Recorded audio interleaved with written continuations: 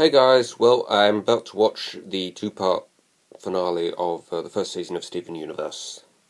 I think this is finale anyway. I have to do a bit of research into the order of the episodes because the website where I found them is put them in kind of a weird order. But anyway, I will see you guys in about half an hour to let you know what I think of it. So here we go, guys. Well, I think maybe I can sort of safely say now I have sort of grown to just sort of basically completely accept the whole sort of concept, the world that this show is set in, because with all the crazy, fucked up, messed up shit that goes on in this two-parter, you know, with that hand ship crashing into Earth and that huge battle on the ship and that awesome song, a song during a fight scene, I mean, how about that? You know, and all the revelations about the characters and the world and the, you know, this new guy whose name I don't remember coming in and, you know, trying to take over this planet as well. Funny thing is, I feel a little underwhelmed in some kind of weird way.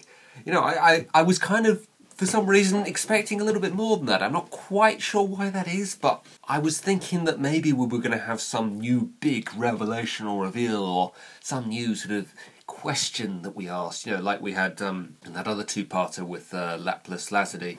I think that was her name, anyway. So the questions are, you know, are the gems doing a good thing here? You know, particularly with that final scene, you know, with the fusion between Lapis and that big dictator guy whose name I'm going to have to look up as soon as I've finished filming here because it's really annoying me that I can't remember his name. I was expecting all three of the gems to fuse at the end there, and we were going to have like a sort of Power Rangers style, you know, like when the Megazord fights, or Godzilla actually, maybe that's a better comparison actually. They were going to like tower over Beach City and it was going to be an epic battle between two giant monster creatures. And no, yeah, disappointing, you know, it just sort of gets pulled into it. Although that does kind of make sense. I do sort of remember thinking to myself, Lapis wouldn't betray them like this. No, not after she warned them. She was actually the one to warn them and now she's going to help this guy out. No, that doesn't make sense. So, yeah, to be fair, that does kind of make sense. Do I watch this show for action? Not really, but it was kind of a little bit of a letdown because I was anticipating that that was what was going to happen. You know, why else would they set up the fact that all three of the gems fused, you know, a like gigantic being, a gigantic person basically, like that, if they weren't going to, you know, have them fight at some point. Maybe they're planning that for some point later in the series or something.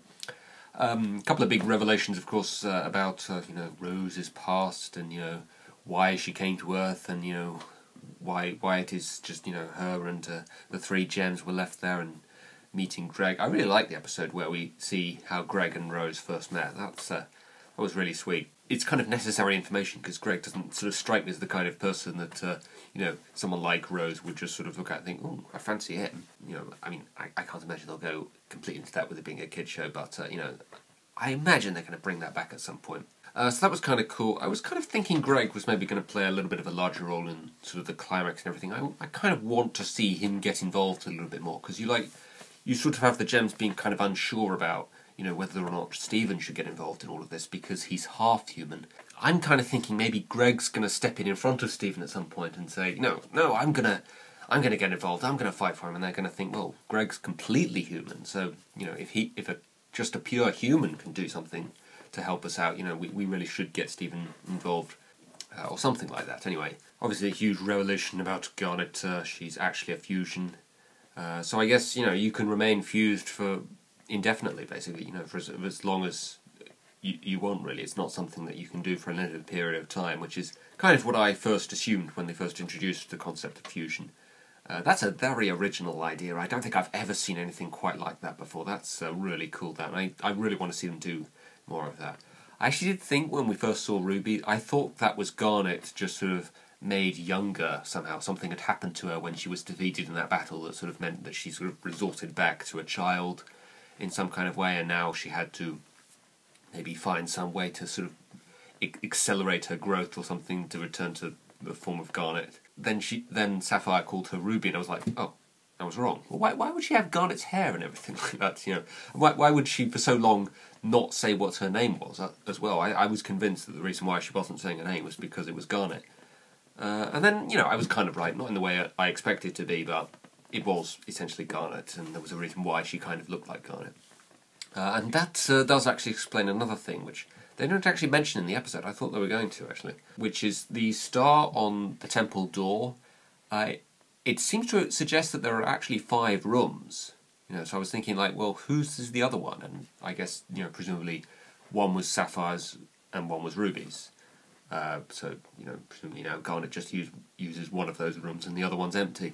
So I kind of like that, not so many reveals or revelations in this one. It was more just sort of epic, sort of fate of the world type battle thing, which, we've kind of seen before. We saw in the sort of, like, the second episode of All. And, actually there's a sort of callback to that, finding that we can't defeat this sort of hand thing in the same way that, whatever the hell that thing was, Pink Eye or something, in like, the second episode was defeated.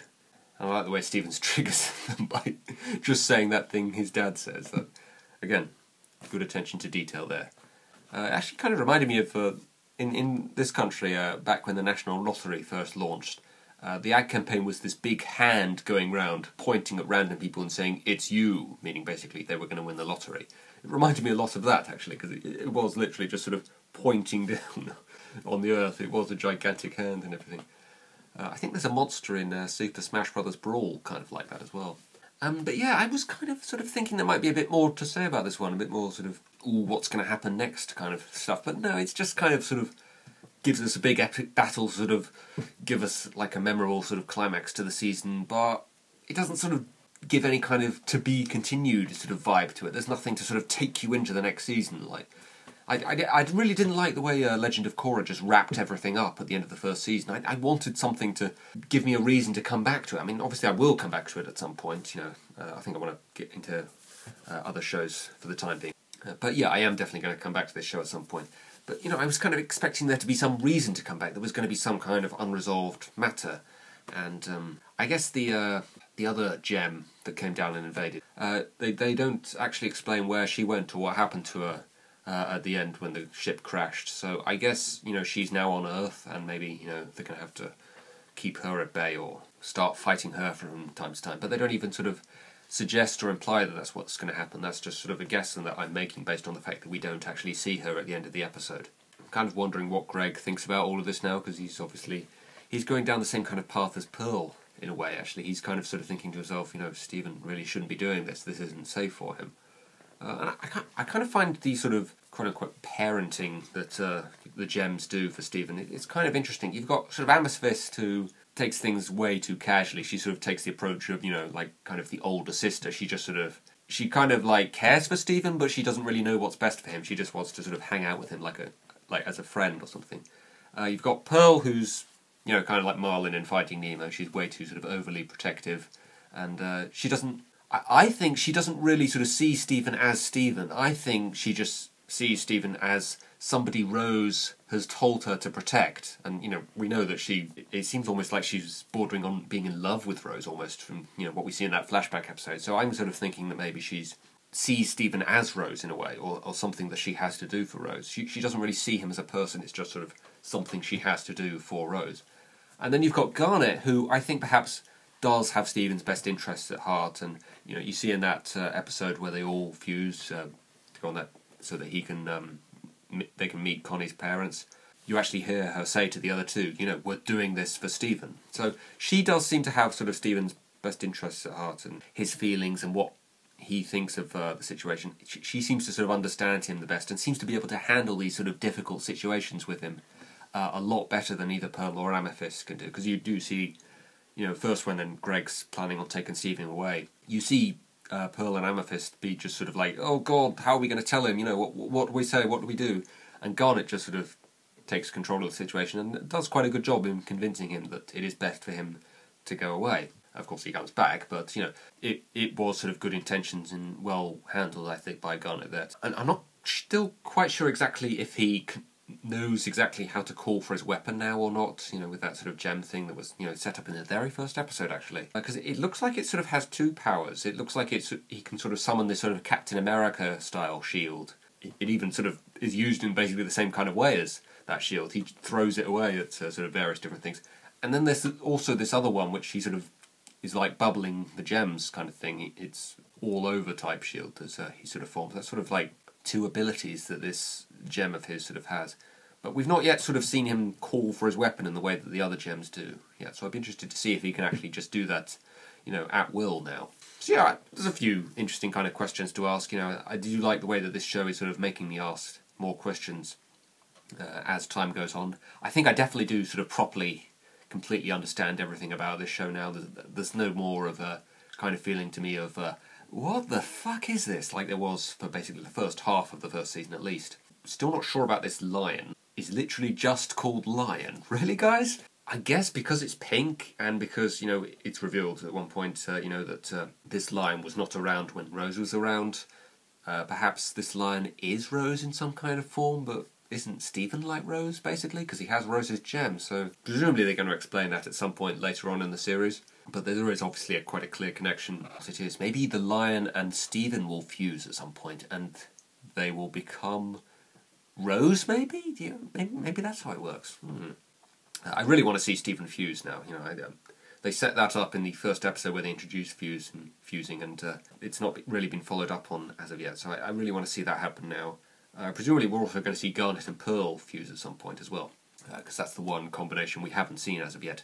And I want to see more of the three of them fusing actually as well. As you can probably tell, I really like this concept of fusing because it's not something I've ever seen in any other kind of show before. I really want to see more of it. And even though I don't really watch this show for action, and it doesn't strike me as a kind of action-y type show, I think I do want to see more action because, a song during an action scene, that was really creative as well. The action that we actually do see in this show, just the way that it's done and the animation that is done on it, it's just wonderful to look at. So it's a wonderfully animated show, aside from anything else. Like Adventure Time looks kind of cool in sort of its creativity, but it's very sort of bland and sort of static kind of animation. There's a lot more sort of detail and depth to, I think, the animation of this show, which makes me kind of want to see more sort of well choreographed and sort of better shot kind of scenes, which is perhaps why I don't really enjoy the Slice of Life episodes quite so much, because it doesn't give the animation as much of an opportunity to sort of let rip on everything. I do think I want to see a bit more action in this show, which is why I was kind of disappointed we didn't get to see that fight scene at the end of the finale. It was weird, when I first started filming this I thought, I'm not going to have anything to say really, it was just a kind of epic adventure to end the season and nothing else, but actually no. I ended up talking for a good 10 minutes about everything that happened in the show, and it's a really fascinating kind of show, and even though there's no real sort of cliffhanger at the end of this season, I definitely want to see more, and of course there is more. Because that episode aired like a good 6 months ago, and there's been another sort of, 20-odd episodes since then. And it's interesting, actually, the way that this show sort of gradually becomes sort of more complicated I shouldn't say more complicated, probably less complicated, because you become more sort of desensitised to the sort of weird nature. You sort of grow to sort of understand and follow things a lot better. A lot of shows don't work like that. They work the other way around. Things start off fairly simple and then gradually become more complicated as time goes on.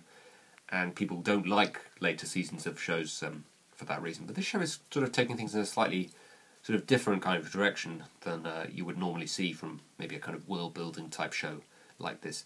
I definitely think this would actually work better as a serial-based show where, it is quite a clear ongoing kind of story. Because these sort of standalone, self-contained stories, they don't work quite as well to me. But, they're still good and everything. They're certainly not going to change the format of this show part way through or anything. But yeah, really good show, really want to see more. It's difficult for me to say if I think it's better than like Gravity Falls, because it's a very different kind of show. And right now I think it's probably a tough call between those two actually. I think I probably like Gravity Falls more at the moment, but only because I've been a fan of that show for a lot longer. I would need this to sort of set in a little bit more before I'm able to sort of definitely say which one I like more. This definitely has a more interesting cast of characters, I think, than Gravity. Well, actually, no. Now I'm thinking about it. No, maybe it doesn't. It has a more interesting cast of characters, while Gravity Falls has a more enjoyable cast of characters. But I don't know why I'm comparing these two shows. They're very different kinds of shows, and you can't really compare them. I'm just sort of wondering, which is better. But anyway, I've waffled on for far too long, and great show. Hope to see more, and I will see you again soon, guys.